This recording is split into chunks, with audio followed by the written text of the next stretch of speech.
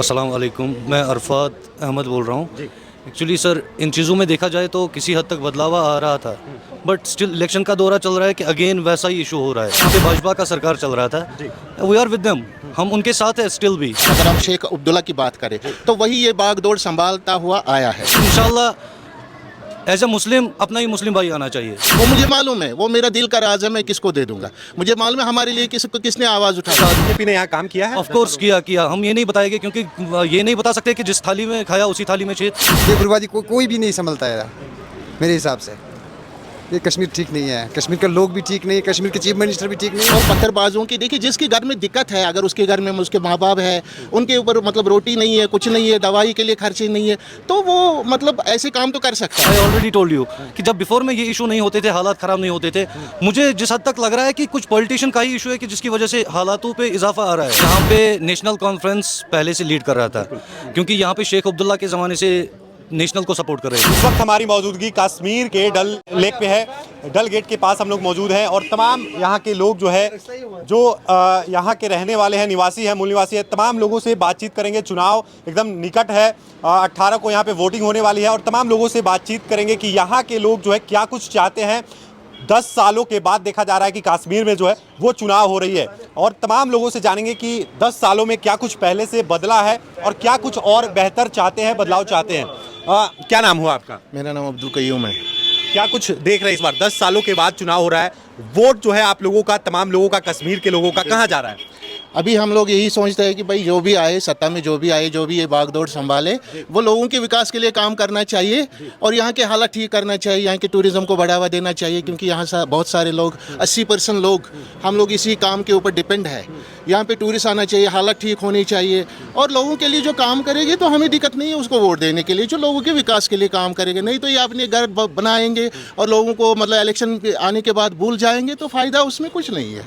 हमारी एक्सपेक्टेशन यही है कि भाई लोगों के लिए काम करिए, यहाँ की गरीबी दूर करिए, यहाँ की बेरोज़गारी दूर करिए। यहाँ के जो नौजवान पढ़े लिखे हैं, घरों में बैठे हुए हैं, तो उनको मतलब कोई जॉब दिलाए, उनको ऐसे ऐसे सेक्टर खोले, यहाँ पे ऐसे ऐसे साधन मतलब। कौन खोलेगा?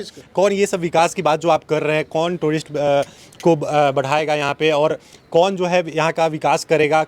क्या स्टेट लेवल की पार्टियां जो है, पीडीपी हो गई या फिर एनसी हो गई या फिर भारतीय जनता पार्टी की बात कर ले, कांग्रेस की बात कर ले, कौन आपको लग रहा है कि किसको वोट देना चाहिए और कौन जो है विकास कर सकता है? देखिए, इसके बारे में हम कुछ नहीं कह सकते। इसके बारे में यही हम कहते हैं, जो लोग मतलब मैं वोट करूं, मैं अपने हिसाब से सोच समझ के करूँ, मुझे मालूम है। बाकी जो लोग हैं उनको भी ये सोचना चाहिए कि वो अपना वोट को सही जगह पे इस्तेमाल करना चाहिए, जो उन्हें लगे भाई हाँ हमारी इस आदमी ने हमारे लिए कुछ किया, आवाज़ उठाई, या मतलब सेंटर में जाके हमारे जो प्रॉब्लम्स है वो वहाँ पर बताए, उनका हल ढूंढने की कोशिश की, तो उसको हम वोट दे देंगे। हमें वोट देने में कोई दिक्कत नहीं है।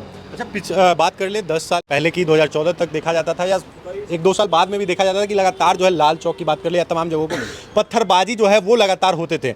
तो क्या अब जो है उस चीज़ों में बदलाव देखी जा रही है, पत्थरबाजी कहीं ना कहीं बंद हुई है? तो क्या भाजपा को आप लोग वोट कर रहे हैं या फिर पीडीपी या फिर एनसी को वोट कर रहे हैं? देखिए, यहाँ पे अभी तक आपको मालूम है, यहाँ पे जितने मतलब पिछले 15-20 साल अगर हम शेख अब्दुल्ला की बात करें तो वही ये बागडोर संभालता हुआ आया है।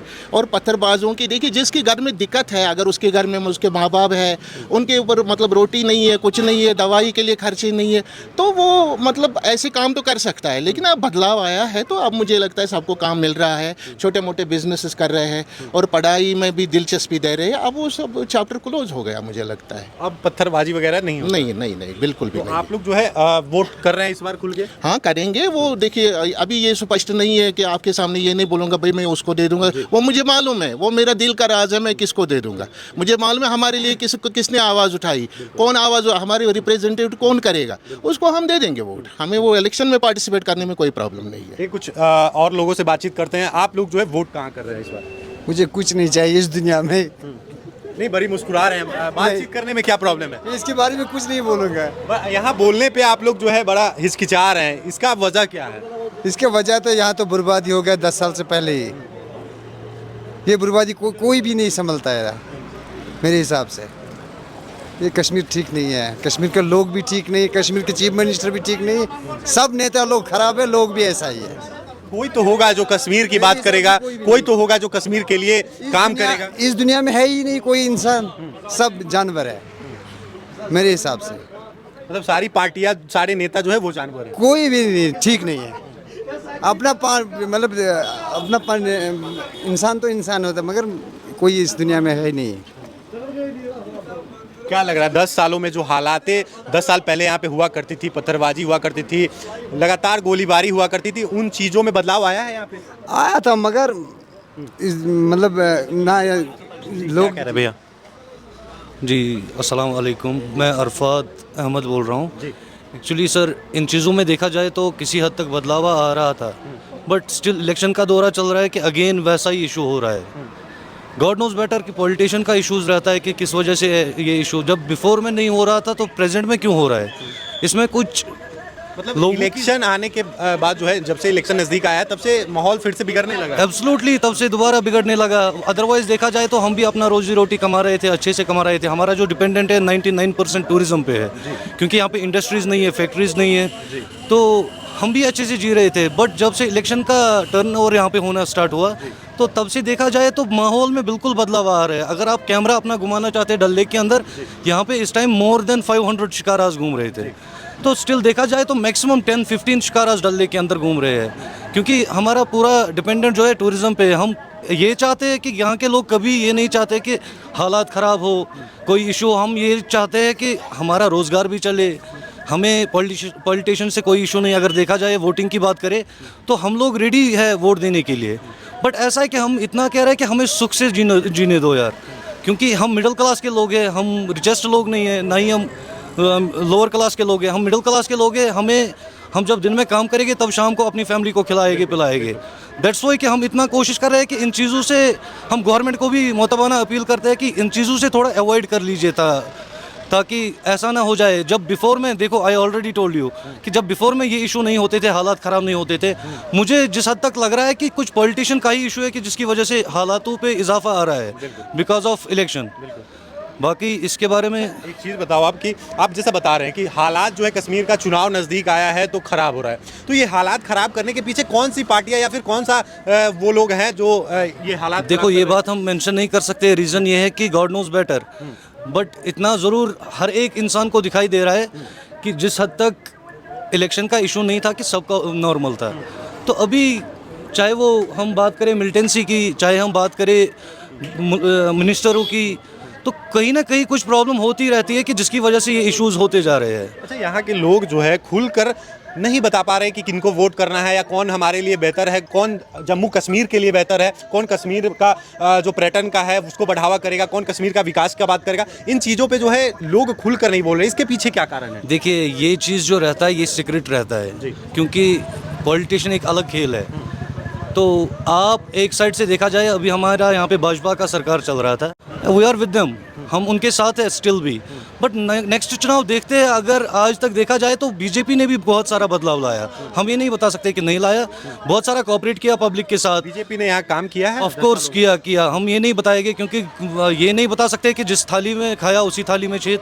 हम इतना ज़रूर बताएंगे किसी हद तक इन्होंने जेन्युइन काम यहाँ पे किया, लाइक रोड्स का, या यहाँ पे लोग बहुत सारे बैठे हुए थे घरों के अंदर, बहुत सारी चेंजेस देखने को मिल रही है। बीजेपी ने किया, ऑफ कोर्स किसी हद तक बीजेपी ने किया, और पब्लिक का भी सपोर्ट अच्छा रहा। वैसे ही गवर्नमेंट कुछ नहीं करता है जब तक पब्लिक का सपोर्ट ना रहे, तो उस हद तक बीजेपी ने यहाँ पे काम किया।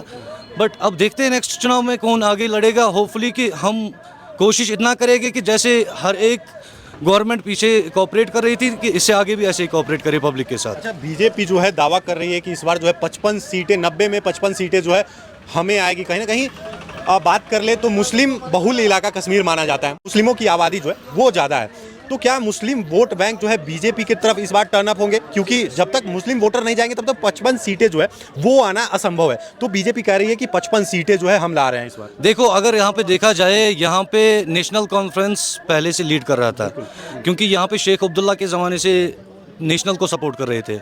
तो इस हद तक ये हर एक सोचता है यार, अगर अपना मारेगा भी फिर भी वहाँ पे छोड़ेगा कि जो सही जगह होगी।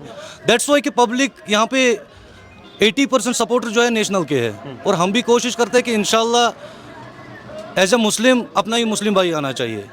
बाकी जो हमें किसी से कोई गिला नहीं है, शिकवा नहीं है।